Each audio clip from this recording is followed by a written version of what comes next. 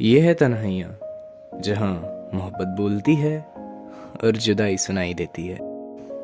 कुछ कहानियाँ स्कूल के उन बेंचेस से शुरू होती है जहाँ कोई बात नहीं करता, बस आंखों में कुछ उलझी सी खामोशियाँ होती है। और फिर एक दिन बिना किसी वार्निंग के एक ऐसी आवाज़ उस खामोशी को चीर देती है जिसका असर ज़िंदगी भर के लिए छूट जाता है। मेरी ज़िंदगी में भी एक ऐसी आवाज़ थी जिसका नाम था मैं आरव हूँ। एक सिंपल सा लड़का, स्कूल के एक कोने में बैठने वाला, हर टेस्ट में फुल स्कोर लाने वाला जिसे हर कोई टॉपर बुलाता है, पर जो अंदर से इतना खाली था कि किसी को कभी बताया ही नहीं, ना दोस्तों से ना माँ से। और सिया, वो बिल्कुल मेरे अपोजिट थी। क्लास की सबसे लाउड लड़की, हर टीचर के साथ मजाक करने वाली, और मेरी लाइफ में एक ऐसी तूफान जो मुझे हर दिन हिला के रख देती थी।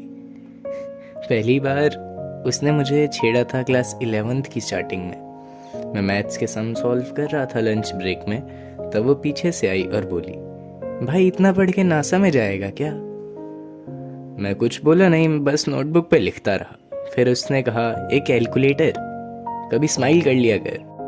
उसकी हर लाइन मजाक थी, पर मेरे लिए वो मजाक कभी मजाक नहीं था। पता नहीं क्यों उसका हर लफ्ज़ का असर मेरे दिल पर होता था।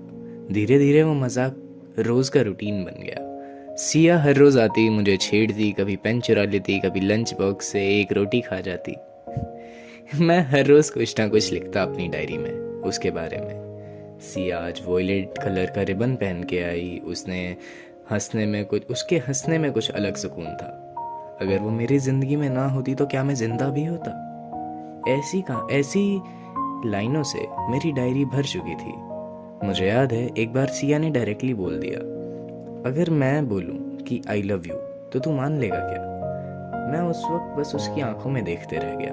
मैंने बोला कि सिया, मजाक मत कर, मुझे ये चीज़ बिल्कुल नहीं पसंद, और दूसरी बात, मैं तुझसे प्यार करता हूँ। वो एक सेकंड के लिए पूरी शॉक हो गई, फिर हल्की सी स्माइल की, और उसी दिन पहली बार उसने मेरा हाथ पकड़ा। बस उस दिन के बाद सब बदल गया। अब वो मजाक नहीं करती, बातें करती थी।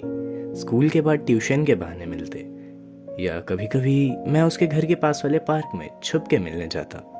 मेरे घर वाले भी मजाक करते थे। अब माँ रोज सुबह उठते ही बोलती, बेटा सिया को गुड मॉर्निंग बोल दिया, ये डायरी में लिख के भूल गया। पापा तो उसे अपनी बहू बोल के छेड़ने लगे थे। उन्हें सब पता था, पर वो खुश थे कि उनका बेटा पहली बार किसी के लिए मुस्कुरा रहा था। लेकिन सिया के घर में मामला अलग था।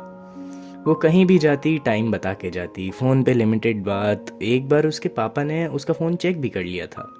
इसी वजह से वो थोड़ा डर के जीती थी। उन्होंने उसके लिए आईएएस का प्लान बना रखा था। डिसिप्लिन, रूल्स, टाइम टेबल्स, और प्यार तो उनकी डिक्शनरी में था ही नहीं। सिया कहती थी, मुझे लगता है एक दिन सब खत्म हो जाएगा। मैं कहता था, तू रहे ना तो सब संभाल लूँगा। उसने बोला, अगर मैं हॉस्टल भेज दी गई तो? मैंने हमेशा मजाक में लिया और बोला, मैं हॉस्टल के बाहर टेंट लगा के रह लूँगा। उस वक्त हमें लगता था दुनिया हमारे लिए रुक जाएगी, पर हमें ये नहीं पता था एक दिन सच में सब रुक जाएगा। अगर कहानी अच्छी लगी हो और इससे अभी तक अपने आप को जुड़ा हुआ महसूस करते हो तो समझ लेना आप भी एक तन्हा आशिक है। अगर कहानी पसंद आई हो और इसका अगला पार्ट सुनना चाहते हो तो एक लाइक करना और दूसरे तन्हा दिल तक मेरी आवाज़ ज़रूर पहुंचाना।